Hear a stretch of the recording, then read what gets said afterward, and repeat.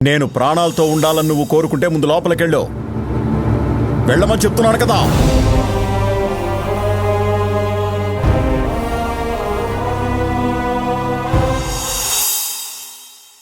నందిని కోపంలో కూడా ఒక న్యాయం ఉంది. అదే సమయంలో ఆ డబ్బు కనిపించకుండా పోవడానికి తిరిగి కనిపించటం వెనుక ఏదో కుట్ర ఉందనిపిస్తోంది. ఇలా చేసింది ఎవరు అనేది త్వరలోనే తెలిసిపోతుంది.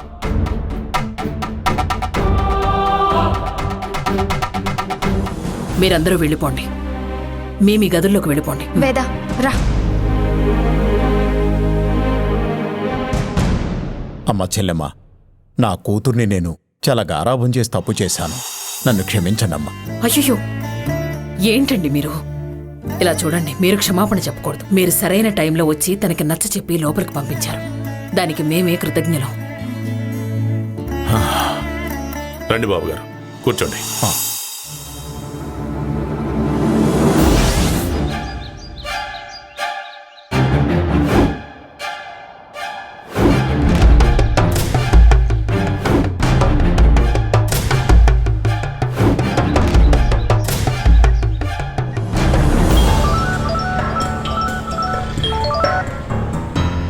గురుమూర్తి, నేను ధర్మాన్ని మాట్లాడుతున్నాను. ఏ ధర్మా అయ్యా?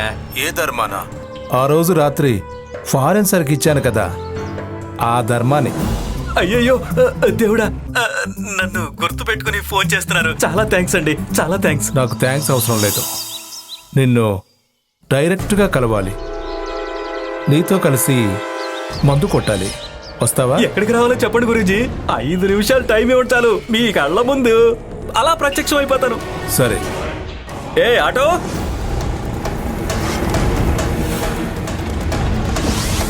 అయ్యయ్యో దేవుడా. నమస్కారం గురూజీ. మీరు ఉన్నట్టు ఫోన్ చేసేసరికి నాకు చేతులు కాళ్ళు అస్సలు పనిచేయలేదు. అందుకని ఆటో పట్టుకుని డబ్బులు స్పీడ్లో ఇక్కడికి వచ్చేసాను. పైగా మందు తాగుదామని చెప్పారు కదా. ఆ, ఆ, అయ్యయ్యో దేవుడా. తీసుకో. నాకోసమరా? అయ్యయ్యో, మీరు మామూలు కాదండి, దేవుడు.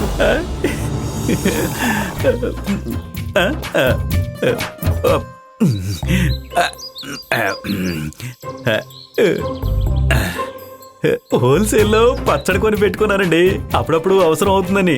మందు అద్భుతంగా ఉంది గురించి. ఈ మందు నీకోసమే. అంతా నాకేనా? గురువర్తే, నీకు లక్కీ డేరా. అనుభవించేరా. మిస్టర్ గురుమూర్తి గారు. గురూజీ,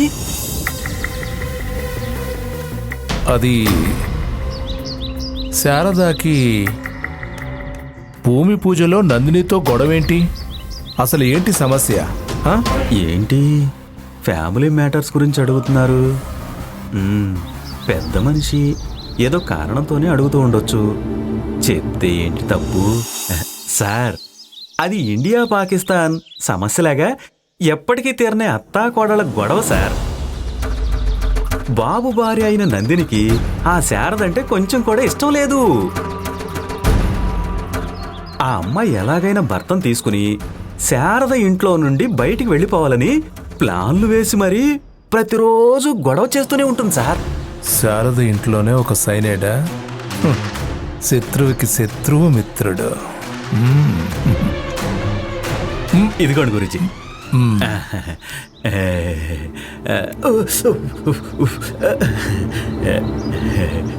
నేను నిన్ను అప్పుడప్పుడు ఇక్కడికి పిలుస్తాను, నువ్వు రావాలి. అయ్యో పిలవడు గురుజీ, ఎదురు చూస్తూ ఉంటాను. అవును, వేద గురించి అన్ని డీటెయిల్స్ అడుగుతున్నారు కదా, మీరెవరనేది తెలుసుకోవచ్చా గురూజీ?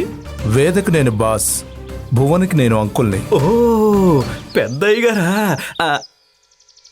అయ్యగారు, ఒక చిన్న కోరిక. ఏంటి? పని పాట లేకుండా ఫ్రీగా తిరుగుతున్నానని అందరూ తిడుతున్నారు. నాకు ఒకే ఒక ఉద్యోగం ఇప్పిస్తారా? మీరు పిలవకుండానే రోజు వచ్చేస్తాను. నువ్వేం చదువుకున్నావు? 8వ తరగతి పాస్ అయ్యాను. నువ్వు ఫెయిల్ అయి ఉన్నా కూడా నీకు పని ఖాయం. నేను పిలిచినప్పుడు మాత్రం వస్తే చాలు. ఇక నువ్వు వెళ్ళొచ్చు. వస్తాను గురుజీ, వస్తాను. ఇది తీసుకోవచ్చా? తీసుకో. వస్తాను గురుజీ. మీరు దేవుడు అండి, మీరు నిజంగా దేవుడు. పాత్ర బాగుంది.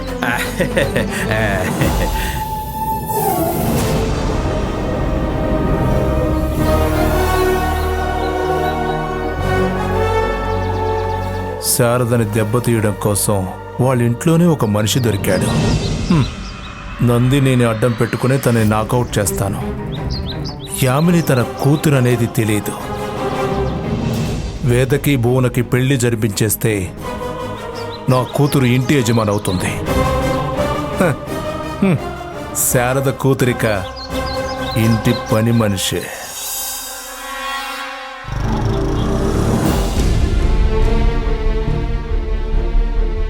కనిపించకుండా పోయిన 6 లక్షలు దొరికాయి. మీ ముద్దుల కూతురు వేద రూంలోనే దొరికాయి. తనే ఈ డబ్బుల్ని దొంగిలించింది. పిన్ని నిన్ను దొంగతనం చేయలేదు పిన్ని, నన్ను నమ్మండి పిన్ని. పిన్ని నిన్ను దొంగతనం చేయలేదు.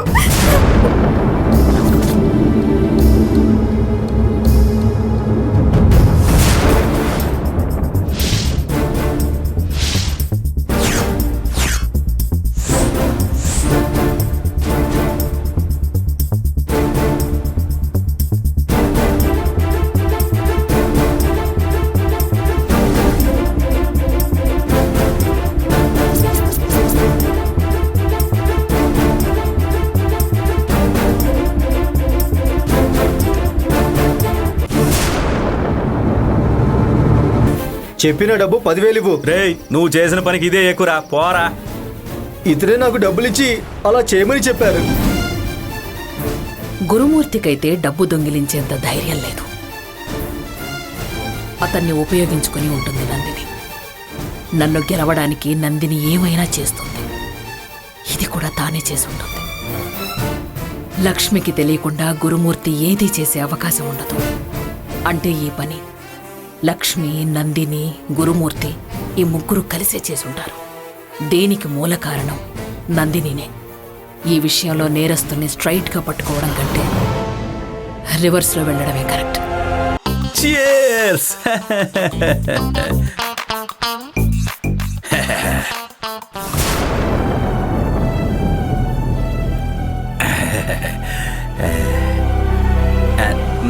హ్యాపీ. ఇక మీదట హ్యాపీ గురుమూర్తి. గురుమూర్తి హ్యాపీ.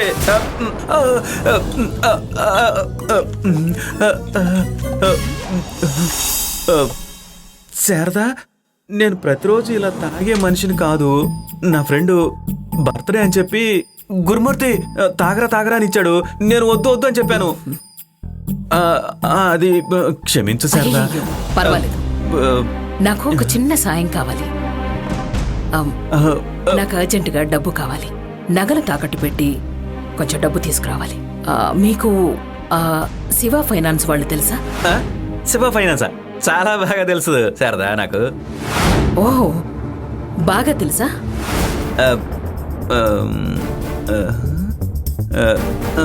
తెలుసు. తెలీదమ్మా. ఇప్పుడేంటి, నగలు తాకట్టు పెట్టాలి అంతే కదా. మార్వాడి కొట్లో పెట్టుకోవచ్చు కదా. ఓ,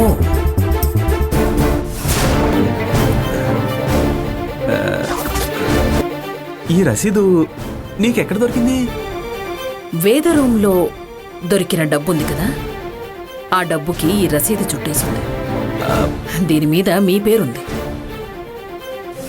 అది శారదా, ఈ రసీదు అసలు ఆ డబ్బుకి ఎలా వచ్చిందో నాకు తెలీదు. నిజంగానే తెలీదు. ఏంటి, నమ్మడం లేదా? అనుమానంగా చూస్తున్నావు? ఈ గురుమూర్తి మీద నీకు నమ్మకం లేదా? మీరు చేసిన తప్పుని ఒప్పుకుంటే అందరికీ మంచిది. తప్ప నేను చేశానా? నేనేం తప్పు చేయలేదే. భార్య లేని టైంలో 2 పెగ్గులు తాగుదామని అనుకున్నాను అంతే. అంతేగా నేనే తప్పు చేయలేదే. నేను పోలీసులకి ఫోన్ చేశాను. పోలీసులా? ఇలా చూడండి, నా బీరువాలో నుంచి ఈ డబ్బులు ఎవరు దొంగిలించారు అనేది పోలీసులు రాగానే తెలిసిపోతుంది. వాళ్ళు ఫింగర్ ప్రింట్ సాయంతో అన్నీ తెలుసుకుంటారు. ఏంటి పోలీసు అది ఇదని బెదిరిస్తున్నావు? అయ్యో, నేను బెదిరించటంలే. మా స్టూడెంట్ వాళ్ళ నాన్న ఏసీపీగా వర్క్ చేస్తున్నారు.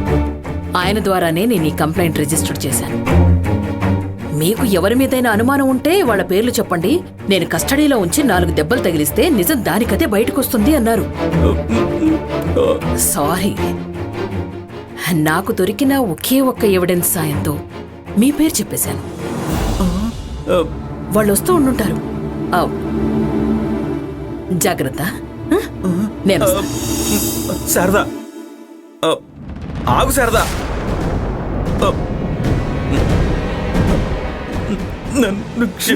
నన్ను క్షమించు శారదా. పోలీసులు పిలవద్దు. వాళ్ళు కొట్టే దెబ్బలను నేను భరించలేను. నేను జైలుకి వెళ్తే మన కుటుంబం మర్యాద మట్టి కలిసిపోతుంది. నేను నీకు జరిగిందంతా చెప్పేస్తాను. జరిగింది మొత్తం దాచిపెట్టకుండా చెప్పేయండి. లేవండి. నువ్వు కట్టబోతున్న ఆ ఇంట్లో మాకు చోటు ఇవ్వలేదనే కోపంతో ఉన్నాం. అప్పుడు నందినొచ్చి నాకు లక్ష్మికి మీ బీరువాలోని డబ్బు దొంగిలిస్తే మీ ఇల్లు ఆగిపోతుందని చెప్పింది. తన మాట విని ఆశ పుట్టింది. అందుకే మేము అలా చేశాం.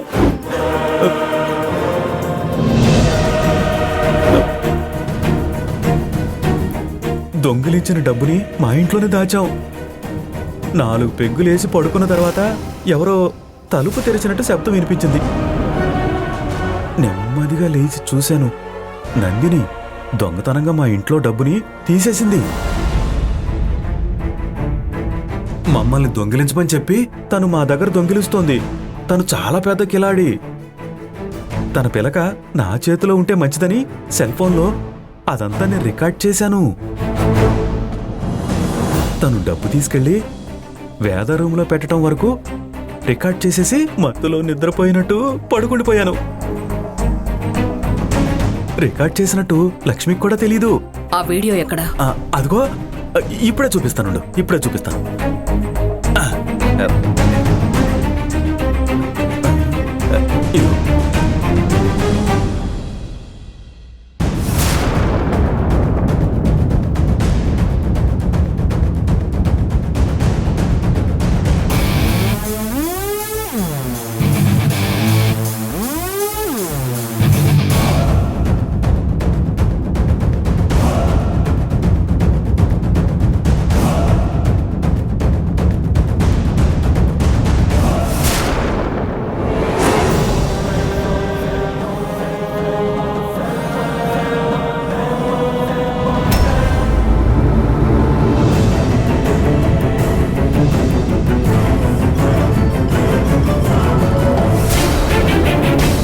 థ్యాంక్స్. ఈ వీడియో సరిపోతుంది. కంప్లైంట్ ఇచ్చేటప్పుడు ఇది కూడా కలిపి సబ్మిట్ చేస్తే ముగ్గురు కలిసి ఊచలు లెక్క పెట్టొచ్చు. ఏంటే కంప్లైంట్ ఇవ్వలేదా? ఇక మీదట ఇవ్వబోతున్నావా? అంటే నేను మొత్తం చెప్పేశానా? అయ్యో అమ్మా శారదా, బావగారితో చెప్పొద్దమ్మా. అసలే నన్ను ఆయన ఒక పురుగును చూసినట్టు చూస్తున్నారు. ఇప్పుడు దీని గురించి తెలిస్తే మొత్తం పరువంతా పోతుందమ్మా. నాకు ముందు ఈ వీడియో పంపించండి. పంపిస్తాను. పంపించేశాను.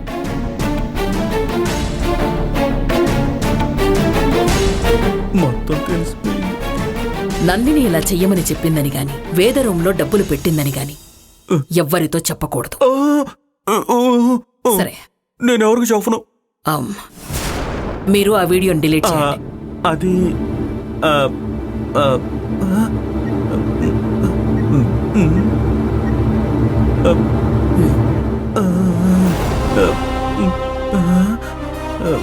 ఇవాళ టైం బాగుందిరా గురుమూర్తి, తప్పించుకున్నావు. గురుమూర్తి,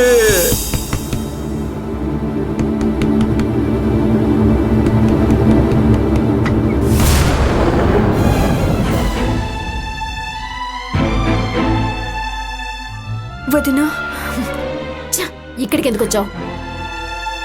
వదినా, నేను నీతో కొంచెం మాట్లాడాలి. నువ్వు నాతో ఏం మాట్లాడాలి? నాతో మాట్లాడడానికి నీకు అసలు అర్హత ఉందా? రోడ్డున పోయే అనాథలందరితో మాట్లాడాల్సిన అవసరం నాకు లేదు. వదినా, నేను అనాథని మాత్రమే కాదు, ఎంతో అదృష్టం ఉన్న అనాథని. నన్ను కన్న వాళ్ళకి నేను అలా కనిపించాను కాబట్టి నన్ను రోడ్డు మీద పడేసి వెళ్ళిపోయారు. వాళ్ళలా చేసిన తర్వాత కూడా తన కడుపున పుట్టిన బిడ్డలాగా పెంచిన మా పిన్నికి, ఈ కుటుంబానికి నేను జీవితాంతం రుణపడి ఉండాలనుకుంటున్నాను. ఏయ్, నువ్వు మీ పిన్నికి రుణపడి ఉండు లేక రుణం లేకుండా ఉండు. దాని గురించి నాకెందుకు చెప్తున్నావు? నువ్వు వాళ్ళ దృష్టిలో వాళ్ళ ముద్దులు కూతురివి కావచ్చు, కానీ నా దృష్టిలో నువ్వు నా గాలి ధూళితో సమానం. నీతో మాట్లాడాలంటే కూడా నాకు నచ్చడం లేదు. ముందు నువ్వు ఇంట్లో నుంచి వెళ్ళిపో, వెళ్ళిపో. వదినా, మీరు నన్ను ఏమైనా అనండి, తిట్టండి, కానీ దయచేసి నన్ను ఇంట్లో నుండి పంపించడానికి మాత్రం ప్రయత్నం చేయకండి. ప్లీజ్ వదినా, నా వల్ల మీకు ఎటువంటి సమస్య రాదు. నాన్న, పిన్ని, అన్నయ్య, వదిన అని నాకు దొరికిన బంధాలను మీరు దూరం చేయకండి.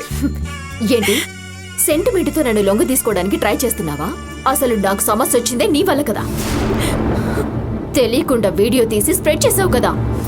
సారీ వదిన, ఆ రోజు నేనేదో సరదాకి తెలియకుండా ఫేస్బుక్ లో అప్లోడ్ చేశాను. మీరు నాకు వదినగా రాబోతున్నారని తెలియక చేశాను. నన్ను క్షమించండి వదిన. ఊరికే నాటకాలు ఆడకు. నువ్వు ఏది తెలియకుండా చేయలేదని నాకు తెలుసు. నీకు అండగా మీ పిన్ని ఉందని నీకు పొగరు నాకు తెలుసు. వదిన, పిన్ని చాలా మంచివారు. అనవసరంగా ఆవిడ్ని ఇందులోకి లాగొద్దు వదిన, ప్లీజ్.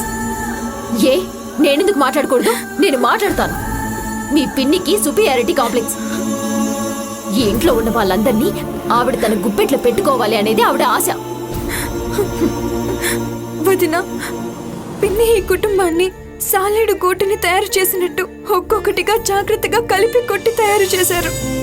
ఇందులో ఏ ఒకటి తగ్గిపోయినా అది ఆవిడ తట్టుకోలేరు వదిన. నువ్వు చెప్పింది కరెక్టే. ఇది సాలిగూడు లాంటిదే. నేనే బీటిల్ పురుగు లాంటి దాన్ని ఇందులో ఇరుక్కున్నాను. ఆ సాలిడ్ నన్ను నవ్వుతూ చంపాలని చూస్తోంది. కాని నేను బీటిల్ పురుగుని కాదే, విష పురుగుని. నిన్ను కరిస్తే మీ పిన్నికి విషం ఎక్కుతుందని నాకు బాగా తెలుసు.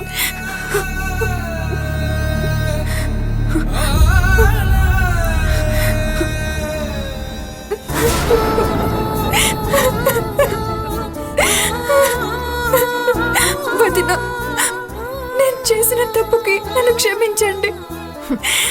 ఈ కుటుంబం నుండి నన్ను దూరం చేయకండి వదిన.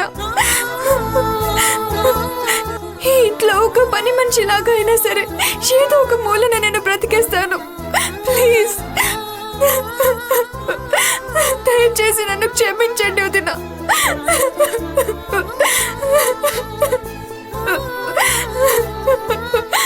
నీ పని కావాలంటే కాళ్ళు పట్టుకునే నువ్వు పని పూర్తి కాగానే కాలు లాగేస్తావని నాకు తెలుసు.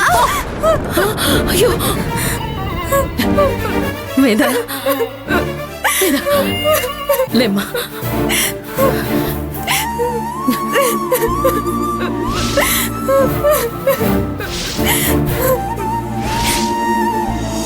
ముందు కళ్ళు తుడుచుకో. తుడు. నువ్వు నీ రూమ్కి వెళ్ళు, వెళ్ళు.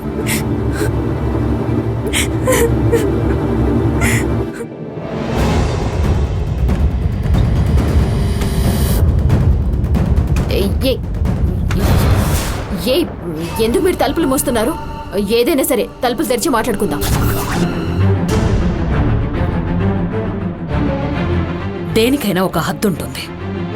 నువ్వు హద్దు మీరి వెళ్ళడం మొదలుపెట్టావు. నువ్వు నాతో ఆడుకుంటుంటే నేను భరించాను. వేద, అది చిన్నపిల్ల. తన జీవితంతో ఆటలాడడం ఇంకా ఆపేయి. ఏమంటున్నారు? నేనెప్పుడు తన జీవితంతో ఆడుకున్నాను?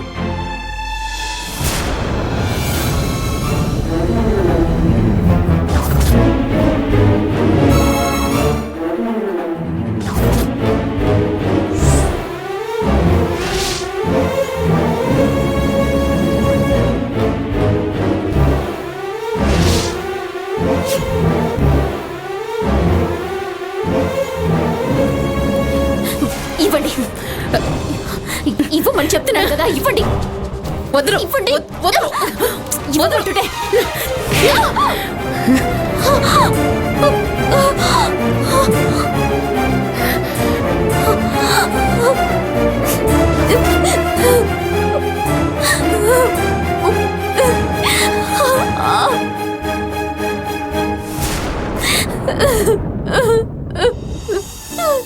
దొంగిలించి వేద రూంలో పెట్టి తన మీద దొంగతనం అనే నేరాన్ని మోపావు.